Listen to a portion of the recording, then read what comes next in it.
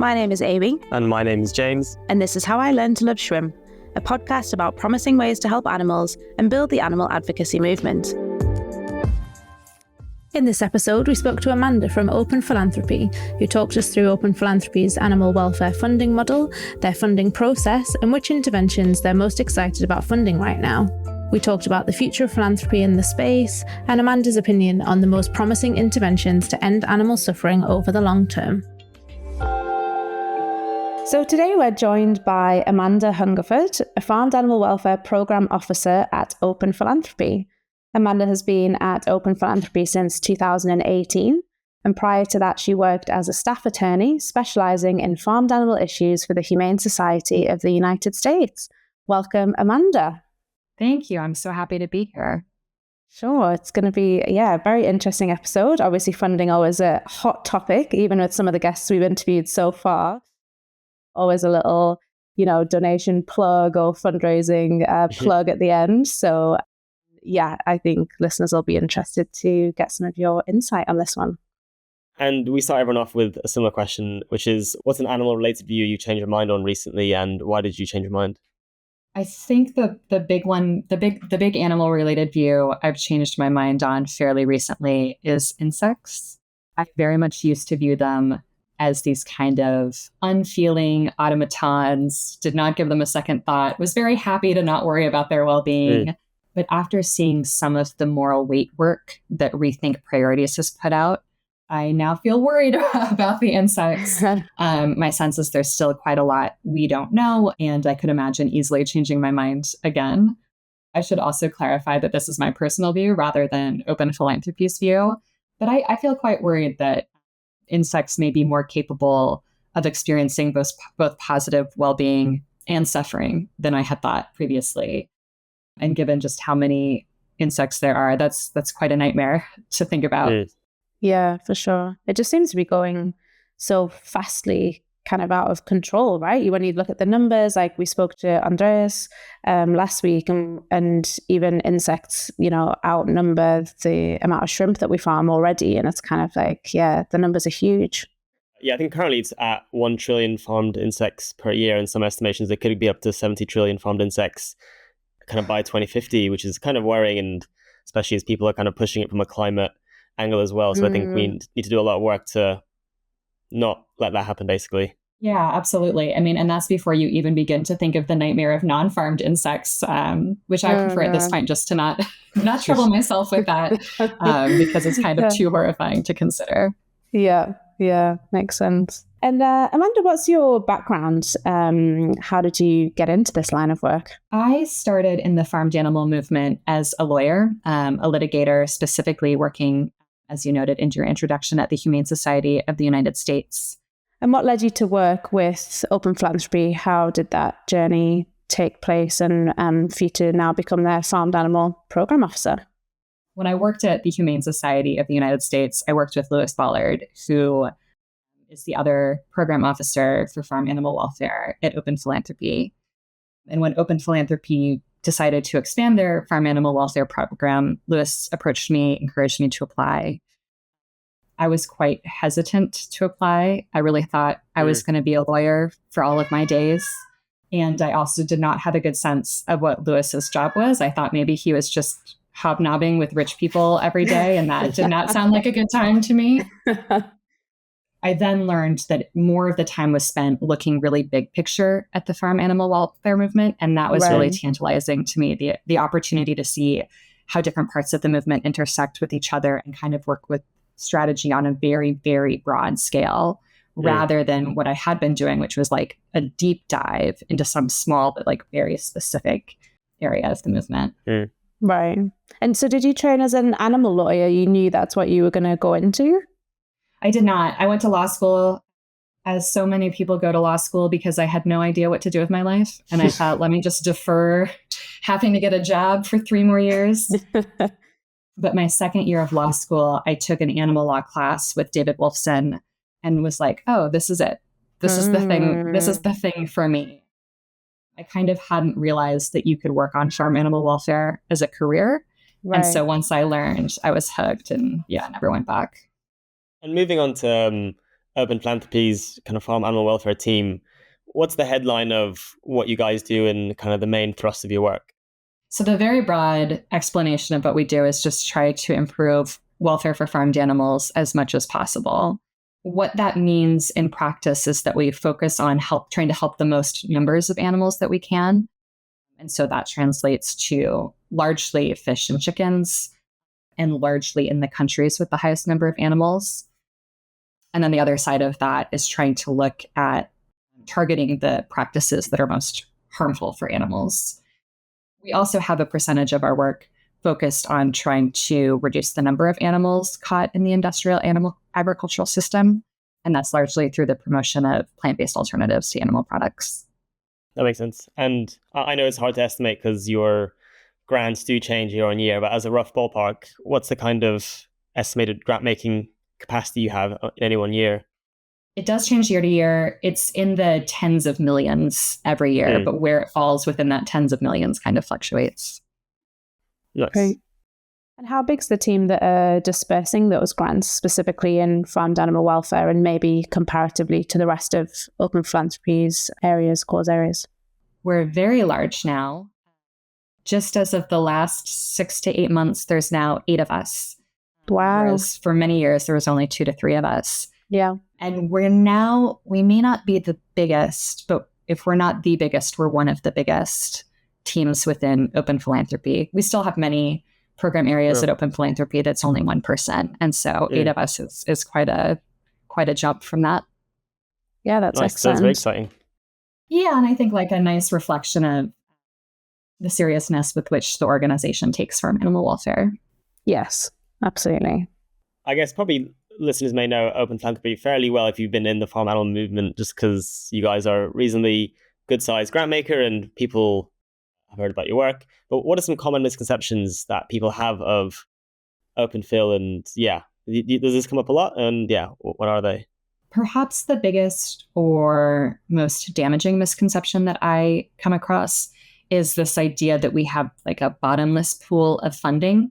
And I think the implication of that is that sometimes when we decline to fund a project, people think it's because it's just bad, that we think, this is a terrible thing, you shouldn't be doing it.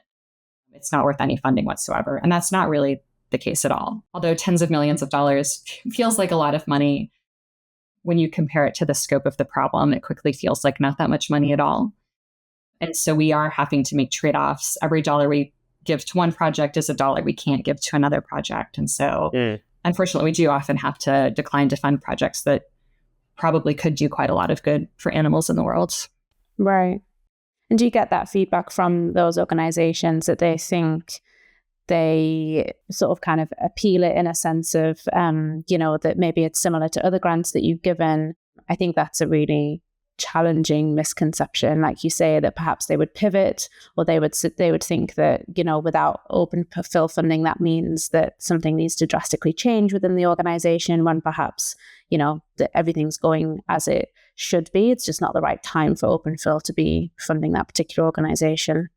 I do think people take it as sending a stronger signal than we sometimes intend it to send. The other thing is that I think other funders sometimes take it as sending a stronger signal than we intend it to say, which is not to say there's never a project that crosses my desk that I think like, ooh, I don't know if you should be doing that. Yeah. But it's definitely not all of them that we are unable to fund. And so people don't want it to get out that we passed on a project, because I think there's this view that, well, Open Philanthropy with all of their funding passed on a project, it must mean that we're bad. Well, that's just not the case. Yeah. Maybe as a small side note, if there is a project that comes on your plate and it actually you don't think it's useful, maybe it's even like you think negative overall, what would you do about that? It depends on the relationship that we have with the applicant. I feel really hesitant to be too heavy-handed. I'm only one person. I think probably a lot of my opinions will prove to be wrong. And although I used to be an advocate, I haven't been an advocate for a long time. And so I hesitate to always substitute my reasoning for that of an advocate who maybe has more of an insider perspective than I do. And so it's the unusual case where I would reach out and say, I think you're doing something wrong. I think you should change it. That said, if people ask for feedback, sometimes we will give feedback. Or if it's someone with whom I have like a particularly good relationship and think that they will give my opinion the weight that it deserves, which is like not that much, then I would be more willing to share my opinion. Or if the shift felt smaller, if I would be more reluctant to say to someone, throw it all out, because I could be wrong, but I would feel more comfortable saying to someone something like, hey, you're focusing on this country with a very small number of animals. Have you considered focusing on a country with large numbers of animals? Like that feels like the kind of feedback I'd be more comfortable giving. Is that kind of an individual viewpoint of yours? I'm assuming there's kind of conversations within the wider farmed animal team at Open Philanthropy that there's, obviously these specific goals of the most number of animals, the most neglected countries, or the countries that host the most suffering animals. So generally that's not like a necessarily personal response. That's kind of an OpenPhil standard procedural response to something like that. There are certain things that are definitely we all share. Sure. Focusing on numbers of animals, like that is, I feel very comfortable saying as a representative of Open Philanthropy, like this is an important thing. Yeah. But there's plenty of disagreement within the team on the margins of things, which interventions are best, what weight we should be doing welfare versus animal product alternatives. I think there's disagreement among the team about that. And then there's huge disagreement in the team about the degree to which we should intervene in an advocacy organization and kind of throw our weight around. I think it's a really hard question. And there's no uniform perspective on that about the appropriate degree of intervention in another organization. That's really interesting. In terms of misconceptions, maybe one more I have to ask is there ever a time when people are surprised that you have funded a project or you fund a certain kind of work or you don't fund a certain kind of work in terms of your own priorities? That's a great question. I'm sure that has come up. I'm struggling to think of a good example. One example is that we have a reputation as being very tied to corporate campaigns. And so I think when we fund something new, people are kind of like, oh, you do other things. Yeah. On the other side of that, if we don't fund a specific corporate campaign initiative, which we have just declined to fund some, there's been this feeling of like, but I checked the box. I did the thing that you like to do. Like, why aren't you giving me funding? And, it's not just about like a box checking. We do try to do a more holistic assessment. Yeah, of course. That makes sense. I think that's actually a great segue into the next section. We're going to kind of deep dive into the interventions and the specific areas that Open Philanthropy seem particularly interested in funding, and corporate relations being one of them. Do you still plan to continue funding this particular area in the future? Obviously, quite a large amount of movement funding for corporate relations work has come from Open Philanthropy.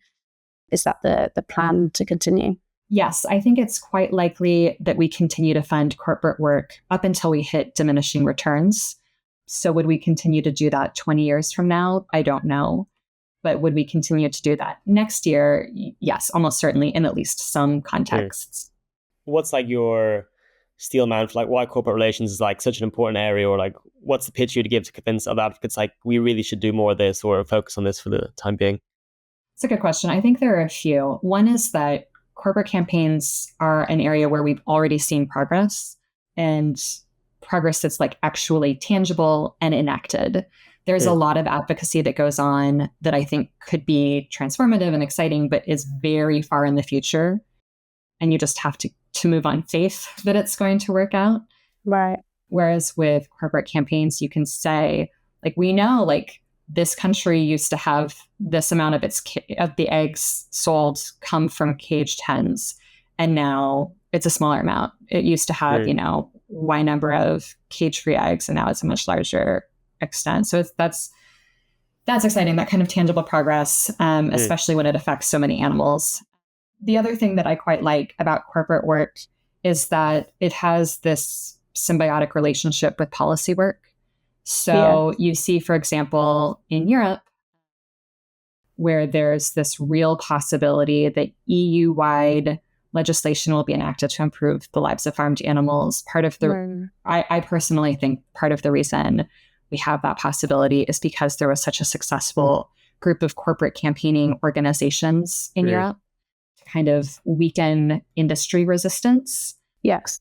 And weaken the resistance of some individual countries where, already a large number of the products sold in that country were cage-free or were other less poor welfare products.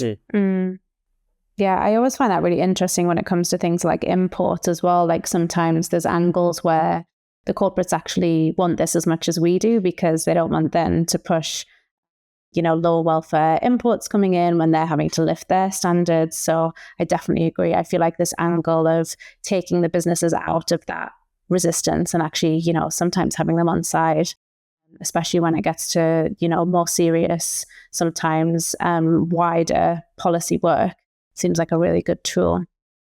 Yeah, I feel excited about it. And what do you think are some challenges that the movement's currently facing with regards to corporate campaigns?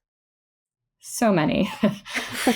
I mean, like anything, I think context is so important. So when you were doing cage-free campaigns in Europe, amazing, just success after success. It felt like the sky was the limit. But when you're doing broiler chicken campaigns in the United States, suddenly that's a much different environment. Or even if you're doing cage-free campaigns in India, there's been like much, much more difficulty getting those going.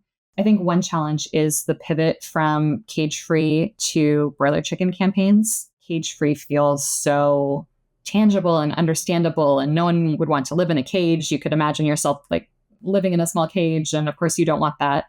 Can kind of get public attention in a really meaningful way.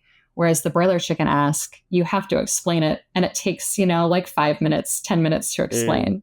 You have to go through like genetics and space and all sorts of things that are more complicated. And so I think that's been challenging. I think another challenge is more meta level, which is that I've heard from several advocates and seen anecdotally, there seems to be quite a large amount of turnover among staff working on corporate work. My sense is it just is hard, especially the corporate pressure work. Just yelling at people all the time doesn't always feel good. And so there's some degree of burnout. And so quite a lot of talented staff have either left the movement or transitioned into other roles. And that is a pity. And then I guess the last thing I worry about is that the movement is losing focus a little bit. People like new things. New things are fun and interesting and exciting. Yeah. And so you see some organizations moving to like a food systems approach to their work overall and downplaying their corporate advocacy. And I think that's a shame. So those are some of the big challenges I see. Yeah. When you say like a food systems focus, what does that tangibly look like, and how is that different to the corporate campaigns? I think that's a very good question. I think that is a question that I would ask of those organizations. I guess like the less cheeky answer is that the food systems approach tends to want to take a more holistic view of animal welfare. And so it's like, let's work on antibiotic resistance, and let's work on climate change, and let's work on, all of these important issues, but try to like reform the entire industry across the board rather than working on one targeted problem. And, I think reasonable people can disagree about what the right strategy is. There are plenty of very smart, thoughtful people I know who share that perspective. Yeah. My fear is that when you try to change an entire system, it could very easily never work.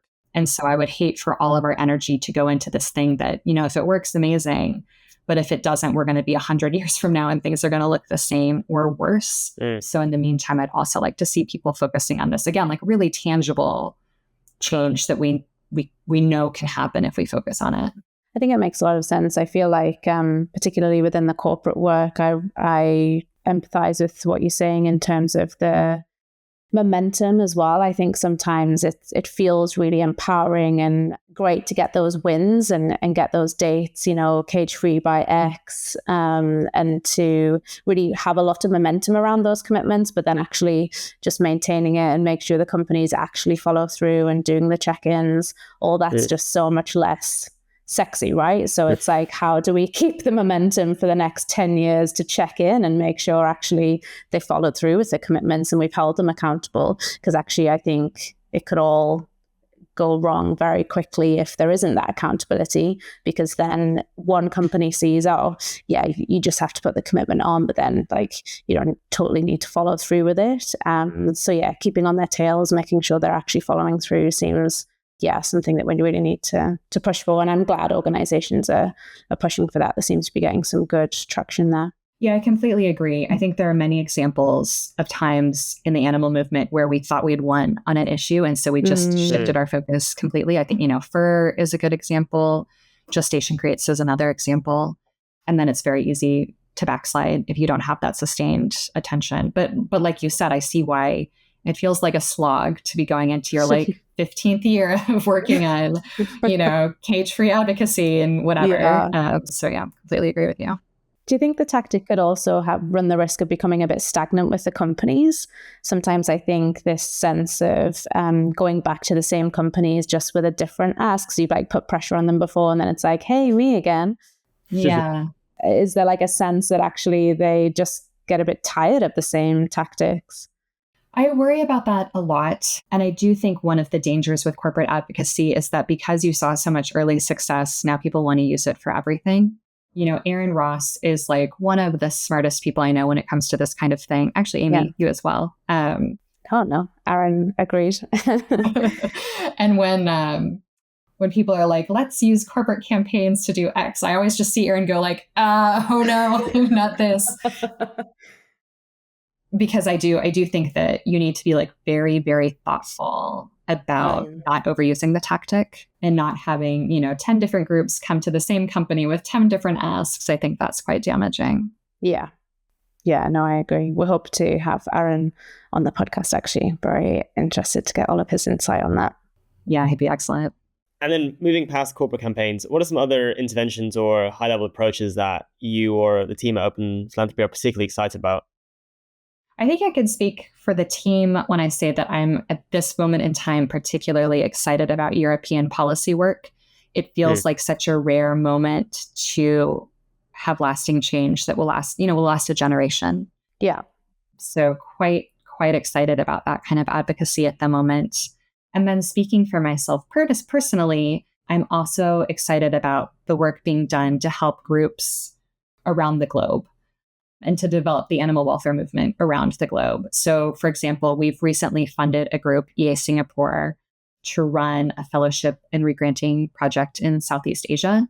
I'm quite excited about that. I think that the Open Wing Alliance was really successful at helping to elevate the profile and expand the size of groups around the globe. And I'm hopeful that others can do that in the areas where the Open Wing Alliance hasn't had as much influence or impact. And then in terms of that broad movement building approach, how do you guys think about actually, increasing the effectiveness or size of a given movement in a country? Yeah. What do you think is like the best approaches to actually do that? Well, it's interesting that you asked that. We actually have two of our team members, Emma Buckland and Martin Gould, are right now doing a deep dive into movement building because that's a very big question. Yeah, I expect... She spoke with Emma recently, so I do have some context. Wonderful. Yeah. I expect they'll spend the next, 6 months to a year looking into all of these things we funded, what worked, what didn't work, what has worked in other contexts. So they will be able to give you a much better answer than I can give you. My initial take is just based on some of the successes and failures that I've seen. So things that I've seen work particularly well are funding passionate advocates in a country, especially ones who have connections to other parts of the globe. So I'm going to give a hypothetical, but you fund someone in Indonesia who has a really strong relationship with groups in Thailand and Malaysia. And so who can start their own thing, but do it as part of like a broader connection. That kind of thing I've seen work quite well. Do you mean as a regranter, or just like they set up kind of like spin-off organizations doing campaigning in different groups in countries? Either. So either as a regranter, a spin-off, or just helping someone start their own thing from scratch. But there's that network there, right? So they're not just, I'm on my own in a country that's never had this type of advocacy brought here. There's a support network there. Yeah, precisely. a lot of the groups like in the Philippines or in Thailand, like have all these really strong relationships. So when they start a new thing, it isn't just to like, I want to help animals. How does one do that? Yeah. But they'll share ideas about like, this is what's worked in targeting legislators in my country, or this is what's worked targeting corporates, or whatever it is. There's like a little bit of a shared context that they can share with each other. Yeah. And can you speak to the failures as well? Yeah, I don't want to name anyone specifically, in part because I think most of the failures have not come because people did a bad job, but just because things didn't hit right for whatever reason. Yeah. Starting new groups is really, really hard. And so when we've funded new groups to start, I don't know the exact percentages, but I think it's plausible as many as 50% of those have not really done what they set out to do. Yeah, it's really hard. You end up spending your first year or two just with the logistics of starting an organization before you can even begin to work on advocacy. And that's difficult. The other thing that I've seen not succeed as frequently as I would have guessed is international organizations moving into a country, especially, if they're trying to bring a completely different context to that country, or they are trying to run the country's operations. This is again a hypothetical, but if you're like in the Philippines, trying to do advocacy work in the Philippines, but you're based in London, that's just hard. I think you're less likely to succeed. And so that kind of thing is some of the failures we've seen. We actually spoke to Nikunj from MFA, Mercy for Animals India, about this. And would you say that you think, basically, like your broad view is that you'd rather support kind of up and coming local organizations rather than supporting the expansion of international NGOs to new countries and regions? Speaking for myself, yes.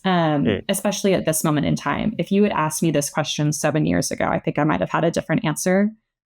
But just seeing what has more frequently worked, yes. Maybe another question on the movement building side of things is, I guess I can imagine in a country that has very little animal advocacy, if your priorities kind of mostly corporate campaigns and there just isn't that much of that happening in that country, to what degree are you flexible with funding kind of different approaches you wouldn't otherwise fund in the US or Western Europe, but just because to kind of ignite the movement and get things going more broadly? Historically quite flexible. I don't know if we would always continue to be that flexible. I think this is a question for Emma and Martin. I think the big question is, you fund something in a country like China that you wouldn't necessarily fund elsewhere. Does it have impact in China? Does it lead, even if it doesn't initially have impact, does it lead to something that does have impact? I think these are kinds of open questions. But yes, we've often funded tactics specifically in Southeast Asia that we wouldn't fund in Europe, because of the different context. I feel like it's interesting from the organization perspective as well. And I would like maybe to know from you in terms of the runway you give organizations for what you would classify as a success, I guess, at that point, or to classify it as a failure, especially when it's a new tactic. Do you feel like you give organizations in that position more leeway to try it out and test it? Or is it kind of like a shorter timeline because we need to know quite quickly that we're not just sinking money into something that just seems like a bit of a non-starter? We're evolving on this a little bit, and I suspect we're not at the end of our evolution. When I first started working at Open Philanthropy, we had a lot of one-year grants that was like, let's try something new. Let's do it for a year and see how it goes. And then frequently at the end of that year, you just have no idea, right? Like you give someone funding and then they have to go do something with it. Maybe they have to hire staff or develop reports or whatever they have to do. And they get to the end of the year and they're still like in the thick of it. Right. So I'm now a believer in giving multi-year grants, especially for new initiatives. That said, I think there's a very good counter argument that at some point you want to be able to know that you have cut your losses. And so you don't want to continue with something that's failing forever. Yeah. But I think probably the greater harm is to not give something enough of a chance. The other variable is how much money you're talking about. So if it's an initiative that doesn't take a ton of funding, then I feel more comfortable giving that group some time to kind of figure it out and see what works. If it's a strategy that requires a huge amount of funding to succeed, then I feel much more anxious about being like, yes, here, have $1 million every year for 5 years. Maybe it'll work, maybe it won't. That feels a little bit more precarious to me. Yeah, I think that makes sense. I think actually Emma spoke to this in a previous episode about having received some money from OpenPhil and feeling like doing corporate relations, feeling like, wow, I need like 100 commitments immediately, like go, go, go. And this kind of pressure to have those results quite quickly. So I think it's nice to hear that there's that sense of understanding that progress can be slow. And actually, especially because that was in Turkey, one of the first organizations working on the issue, good support network supported by the OWA. It seems plausible that with time and the right setup, that work would be successful, in the longer term. So I don't envy you trying to measure whether to continue funding an organization or, sadly move away. But I think that organizations that feel that we haven't given them enough time, I think that's an extremely reasonable critique. Probably in many cases, they're right. And earlier we were speaking about some of the challenges of corporate work, and I mentioned how much burnout there is among people doing corporate advocacy. I do think it's possible that funders, including Open Philanthropy, are contributing to that burnout by creating this expectation of like, okay, we want to see 100 commitments in the next year or else like you're out. We're going to cut all funding. I don't think we actually do that. We try to be more understanding than that. But I could imagine really reasonably why that pressure would feel there. And it probably makes the job much more difficult and probably makes strategy like really complicated. Is that a wider conversation at Open Philanthropy? Is there things you've put in place to try and alleviate some of that pressure without taking it off completely, that perhaps organizations sit back? Is there a happy medium where you can feel fulfilled and that you're getting the successes you require to relate back to your funders, but also the organizations don't have this sense of, kind of uncontrollable pressure or burnout in that sense? I think it's probably something we haven't solved yet. The difficulty is that on the one hand, you don't want to create this horrible, unsustainable pressure. You also don't want people making the strategic decision to pursue something, not because they think it's the right thing to do, but because they think they have to do it in order to get more funding. Yeah. On the other hand, sometimes strategies stop working and you don't want to kind of throw good money after bad because you're giving something such a long runway. Yeah. So I don't think that we've probably hit upon what the right balance is, and I don't feel confident about what the right balance would be. It's a hard trade-off because while the organizations might feel kind of hard-pressed by this, it's for you, it's, if another group gets it, they could be doing lots of good for animals, and then to be depriving them or like making that balance worse is like, that will also weigh on you guys. So it's like, it's so hard to get this right.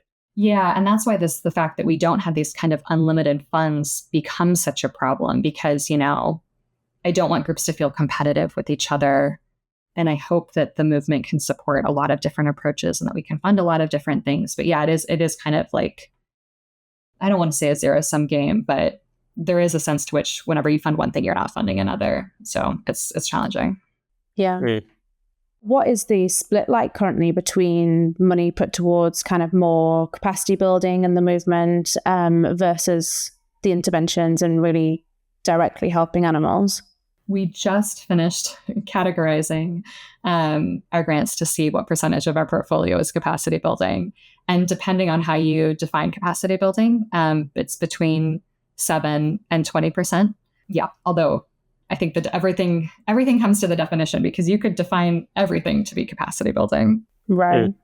Do you think, maybe there's a broader question, but in terms of Open Philanthropy's work for animals, are you trying to do what maximizes your impact for animals over the next few years or 50 years? I guess that can probably determine a lot how much you invest in capacity building now versus direct impact. And how does that play into your thinking?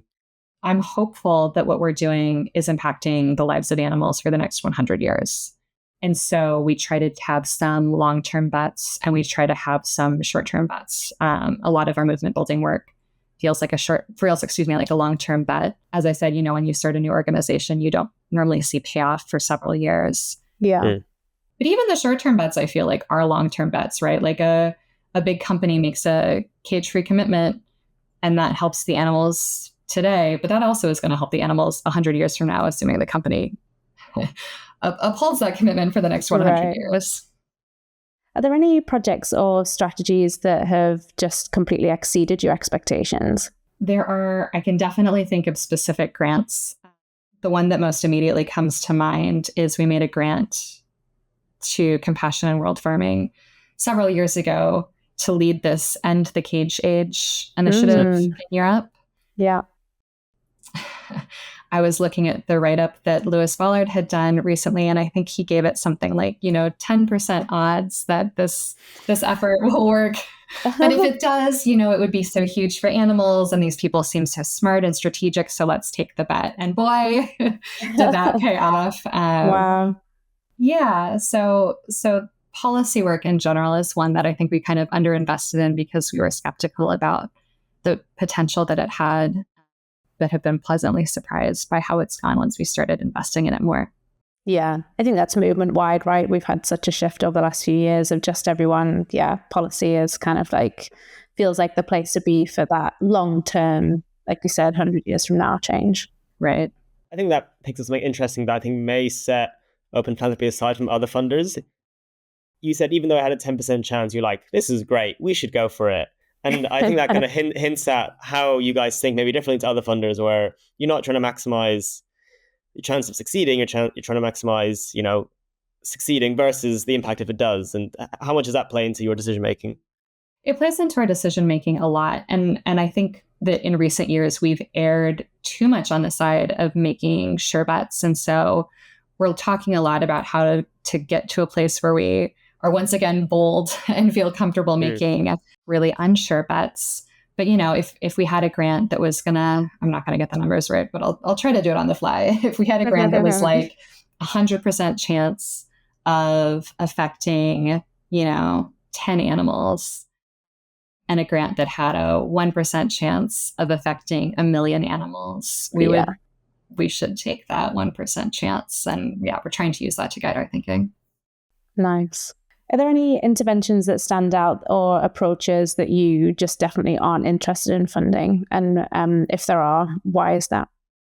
Yeah, because we are so numbers based, because so much of our focus is helping as many animals as possible, the interventions that help fewer animals are kind of off of the agenda for us.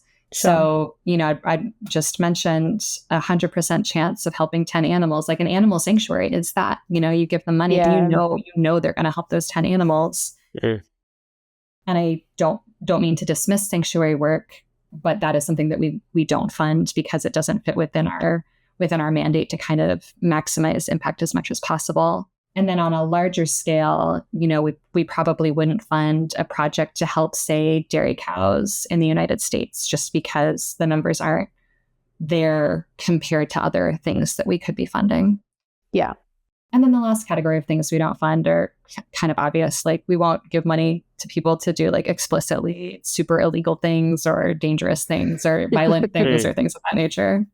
You kind of spoke previously about funding corporate campaigns because they have a really provable measure of success. And like we've clearly, taken maybe 30% of US chickens out of cage systems, and that's an amazing win. And how do you balance that with kind of funding stuff because it's easy to measure and has impact, even though there are some approaches that are hard to measure, but you think have this unsure, but like very exciting possibilities. And how often do you think about measurability bias and how that impacts your work? I'm sure that we have measurability bias. It is something that we talk about a lot and try to avoid. But measurability bias can happen in a lot of different ways, right? Like one way it can happen is that you only fund things that you can definitely measure success. But another thing that could happen is you fund something that's a huge failure, but you don't know it's a failure because you can't measure it. And so you're like, well, this is probably working. It's probably fine. So it is something we think a lot about.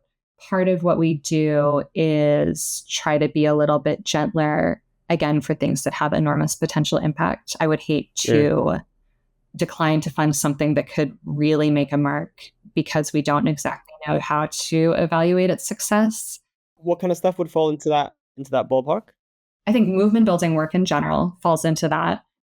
And I think work in places like China falls into that. Like, you fund some project to try to train up smart people to care about farmed animal welfare in China, thinking, well, like maybe in 50 years, one of these people will have a position of power and they can do something, but I'm not going to know that for 50 years. That was probably an extreme example, but this movement building work in general, like, I'm starting a new organization in Malaysia and, they probably won't have meaningful change for 10 years. Yeah, that's the kind of thing that if we do think that the potential impact is high, we should probably do it.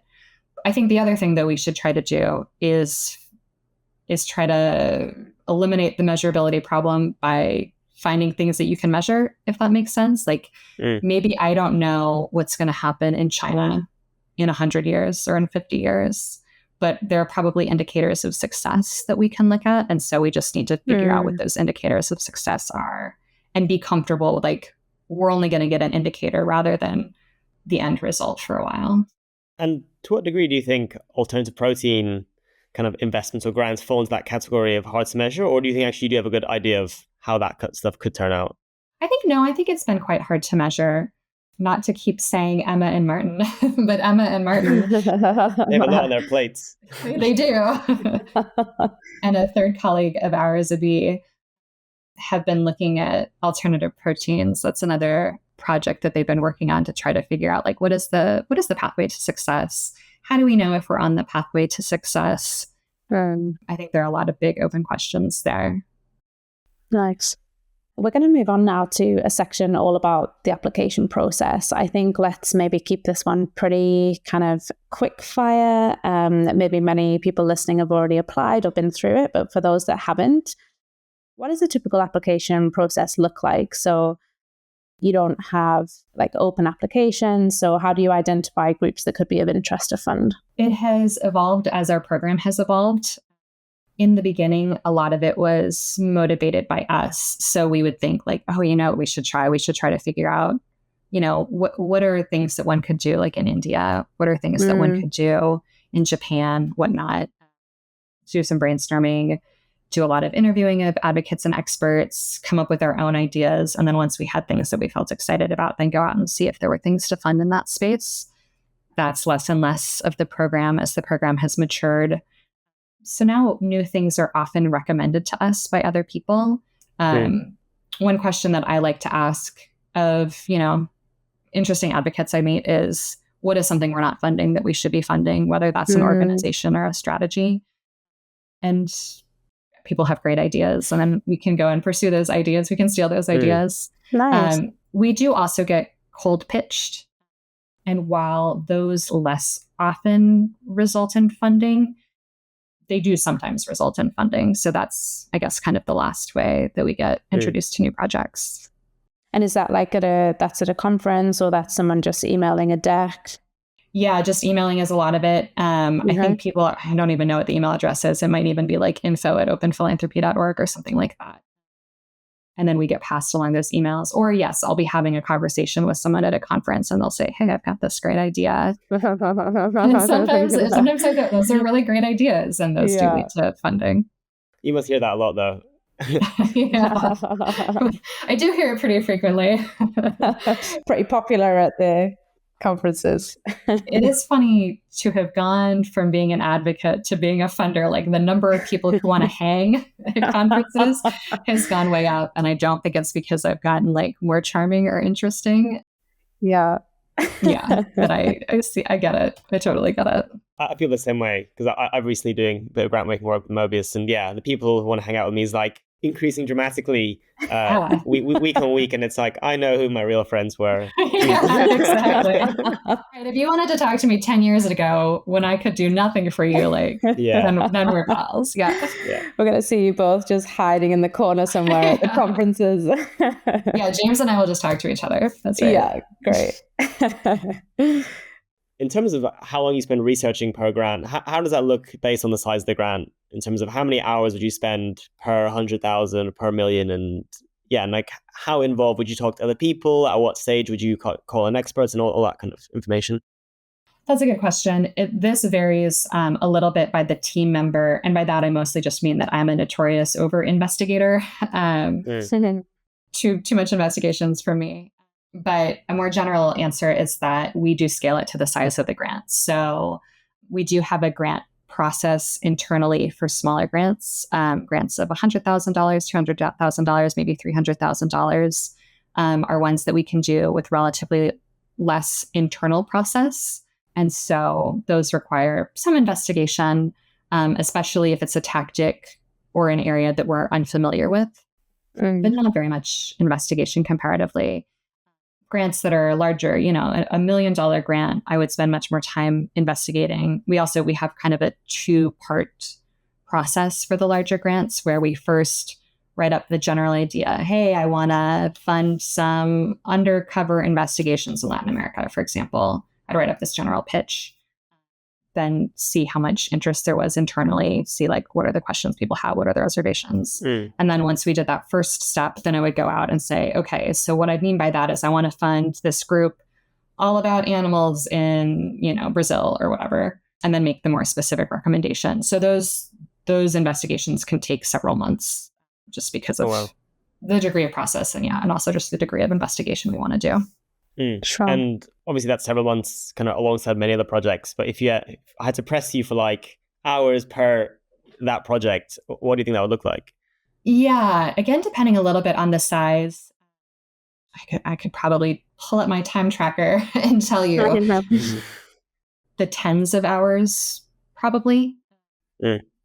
I don't think it's the very rare project that we're in the hundreds of hours of investigation. Yeah. Are there any plans to solicit applications in the future? No active plans, although I think it's quite likely that it's something that we would do at some point. Yeah, sure. Do you have any, I guess, speaking of people approaching you randomly at conferences or getting emailed, do you have any pet peeves or things that people shouldn't kind of say or do when trying to ask for funding? And this can be, anything that kind of comes to mind. Not a ton of pet peeves, in part because I think the funder-applicant relationship just is a lot more unpleasant for the applicant than for the funder. Anything that's a little annoying to me on the other side could be really annoying or scary or stressful. Yeah. That said, honesty is just a big one. If people overinflate their impact, there's a pretty good chance I'm going to find out. And then I'm just going to feel really turned off of a project because of it. I want to be sure that people are being transparent with me. My favorite grantees, and we have some, are the ones that will call me up and be like, something horrible has happened. We've made a terrible mistake. And I can confidently say that for most of those, we're then great, I want to fund you forever. I feel very confident that at least then the big things that are good that you're telling me are true. That's interesting. And then I guess on the opposite side, any quick tips for a really successful application? Obviously, like you say, transparency, honesty is really important. Are there any other key pieces of information you're looking for? Being really clear, both in your own mind and in the application, about the path to impact. So not just, a project that I'd be less keen to fund would be one that said again, using pure hypotheticals, we're going to help chickens in Argentina. And we're going to run some ads. We're going to talk to the newspapers and we think that's going to work out. But the same project, if they came to me and what the proposal was, is we want to help chickens in Argentina. We have noticed that there's this regulation that if you change these 3 words, the impact would be big. And so what we think we need to do is we think we need to run ads in these magazines that we know that legislators read a lot of. And we think through that, the legislators are going to, be more likely to X, Y, and Z. Those very clear paths to impact are a lot easier to fund than ones that feel kind of amorphous. Yes. Yeah, I think actually if people who want to see charity entrepreneurship posted on the EA forum about having a good theory of change with lots of good steps on how to have a good theory of change and what that looks like, so people maybe have some good reading there. We'll link it below as well. And in terms of Open Philanthropy's funding going forward, obviously for those even vaguely aware of the Effective Altruist community might have seen, it's been a pretty rocky period with, FTX, Future Fund, and other things kind of turmoil. How's this, or how will this affect Open Philanthropy's farm animal welfare funding in the next few years or decade or so? Yeah, I'm happy to say that at least for the next couple of years, our funding should remain relatively stable. So I don't know exactly what that will mean in terms of the bottom line dollar amount, but I do expect relative stability for the next couple of years. Beyond the next few years, though, Open Philanthropy just hasn't made any budgetary decisions at all. So that's a little bit more of an open question. And when thinking about those slightly longer timelines then, and the interventions that seemingly lasting the test of time. What are you most excited about reducing animal suffering way into the future, looking at the next 20, 30, 40 years? Is that still the same opinion for the next sort of couple or 10 years? Yeah, I'm not really sure. My guess is that if you talk to me in 50 years, the thing that I was most excited about was some intervention that hasn't even occurred to me now, or that someone suggested to me and I was like, no, never. So I don't feel very confident specifically about like the type of tactic. One thing that I do feel more confident about is that I think I will continue to be excited about broadening the realm of species that we care about and advocate for. You know, like the recent expansion has been into fish welfare advocacy, and I think that's great, but there's so much more to do. I feel like we've just like dipped our toe into fish welfare advocacy, especially as compared to other species.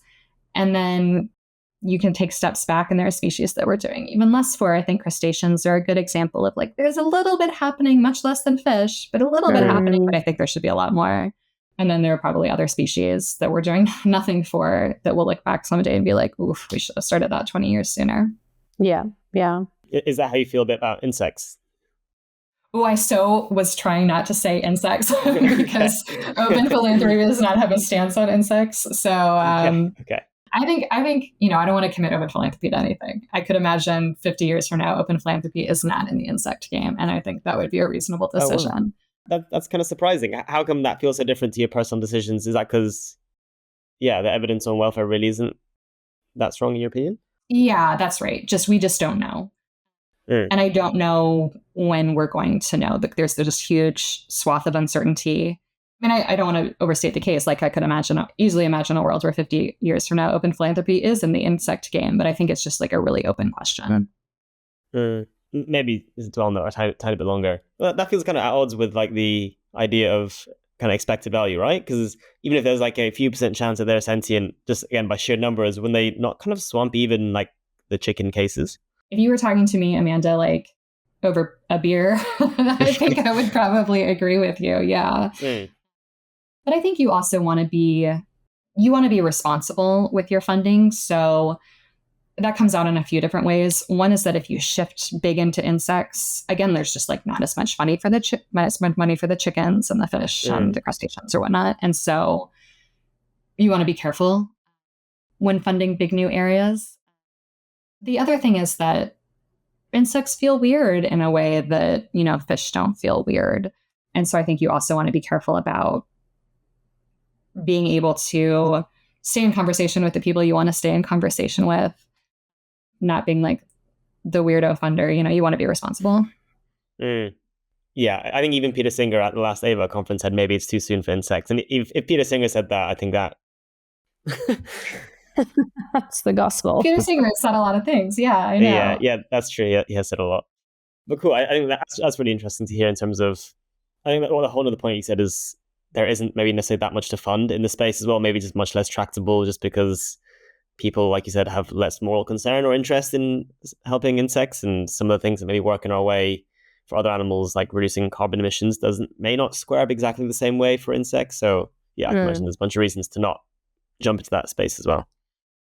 It's really hard for me to imagine, you know, even if you 100% believed that insects were moral beings, you know, that they had a high degree of suffering or capacity for welfare, you thought that you definitely needed to act on their behalf. It's kind of hard for me to think what you do then. What's like the next step? I know there are some people who are starting to think about that, but it is so nascent at this point that, I don't know what you do. Interesting. Thanks, Amanda. I really appreciate your openness there. And perhaps then we can touch a little bit on AI, another buzz topic at the moment. I'm sure it's being spoken about a lot at OpenPhil and other cause areas in the long-term space. What's your take, or do you have a take on how AI advancements might actually affect animal advocacy or any kind of animal welfare measures going forward? I don't have a super hot take. I have cold takes. So I have heard proposals from people, even for the past, I want to say 5 to 10 years now, that there's some ways in which machine learning could be used to help animal welfare Mm. And the idea, as it's been pitched to me, and as I'm probably going to restate inelegantly, is that you could have, cameras, say, in a chicken plant, monitoring the flock and identifying when animals are injured, or whether when there are other indicators of poor welfare, and you could then take action based on that. I've heard similar proposals for like fish. It's hard for producers to keep an eye on like the welfare of any individual fish, and that maybe you could do some sort of like underwater camera or something like that and evaluate welfare that way. So that feels like I don't know if that's the right thing to do, but that feels like one way in which AI could play a role in farm animal welfare. But beyond that, I just don't know. I was trying to think of what the worst case scenario is, and I'm sure there's a really bad one. But, industrial agriculture already treats people like machines. The workers are just like little machines to a lot of industrial animal agriculture, that I actually struggle to think of how much worse it could get with AI. It's funny you mentioned that it might improve animal welfare. I've actually always thought the opposite. I kind of thought I'm very interested in that. Somehow machine learning will not be optimized not for animal welfare, or like picking up when an animal is injured, but rather just optimizing purely for like how fast they grow and the profit margins, and therefore it even like further excludes animal welfare concerns. But I mean, I also have no idea. We actually want to speak to someone on the podcast about it. So if anyone knows anyone, please contact us. Yeah, it would be fascinating. Yeah, it feels like such a big black box, and obviously there's been so many advancements recently, and there's some more obvious ways maybe in alternative protein development. I think there's a few companies doing machine learning to develop plant-based and cultivated meat, but besides that, it feels like a real black box. Yeah, absolutely. But I think you're right that if there is a way for it to be used for evil, it absolutely will be, right? Like that just seems like how it goes. Great way to end the podcast. And on that note, everyone go home and feel horrible. Yeah. No, we'll finish with something more uplifting, I hope. Yeah, for sure. So yeah, we'll just jump to some closing questions, some optimism for the end. I'd love to know one bit of news that you were really excited about recently, or something you were grateful for. I was very excited for the recent United States Supreme Court decision allowing California's cage-free law to stand. I felt pretty pessimistic about how that was going to turn out.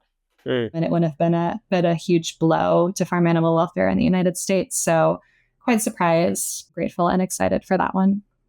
Nice. Yeah, I think Prop 12 was, a big relief and a big, happy moment. Although now there's other things happening like the EATS Act. Yes. But let's just put that to the side for now. And in terms of any kind of recommendations you'd have for listeners, so either just some things you found useful personally, or that has informed your thinking kind of as the OpenPhil farm animal welfare team. Yeah, anything you'd like to share with people? I would be remiss if I did not plug my colleague Lewis Ballard's newsletter. I think it's great. So I definitely encourage people to subscribe to that. I think Rethink Priorities continues to put out really interesting research, and they have changed my mind on many topics over the last few years. So I encourage people to look for that work and support that work. And then the last one is the Future Perfect newsletter, and especially Kenny Torella's writing is really always very interesting and illuminating. Yeah, totally agreed on all those fronts. I think Rethink's research has made me also much more concerned about invertebrates, especially insects, and the whole the Moral Weights project I think was fascinating, and definitely recommend all those resources, and we'll link them below. As OpenPhil more widely, are you hiring? I know you were saying that the team's expanded quite a bit over the last few months, but is there anything our listeners can do to help the Open Philanthropy team? The farm animal welfare team at Open Philanthropy is not currently hiring, but Open Philanthropy at large is hiring and is almost always hiring. So I highly recommend people check out our jobs listing. I believe we even have a general application if you're not sure if any of these roles are the right fit for you, or maybe you just want us to know about you in general and get in touch in the future if the right role arises. Definitely recommend people reach out about that. The other thing is that I am always sourcing new grant ideas. And so please feel free to drop me a line, recommend something yourself, your friends, others. Always interested to hear what you think that we're not funding that we should be funding. Nice. What's the best way for people to get in contact with you? People can email me. My email is amanda@openphilanthropy.org. Great. We'll also put that in the show notes. That's really generous. Thank you. Great. Thank you. I hope you don't get a deluge of I bad things. know. I mean, it'll be a good indicator for how popular this podcast is. If I get a million, it'll be like, ooh, these guys are really doing it. Yeah. Fingers crossed. Everyone send good stuff. Everybody email. No, thanks so much, Amanda. I feel like often, especially with the funders, it feels kind of like someone in the ether. So actually, it's been just really nice to get to know you more personally and decision making.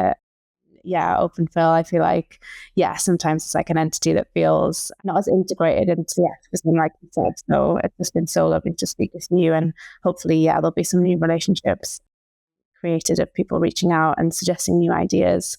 And I've just really appreciated your openness. I think, again, like as a funder, sometimes it's really hard to ask those questions, or organizations feel like they can't. So I just really appreciated your openness to the podcast in general, but also some of those more challenging questions. Yeah, it's been a huge pleasure to speak with both of you. Really thought-provoking and insightful questions. So thank you so much for your time.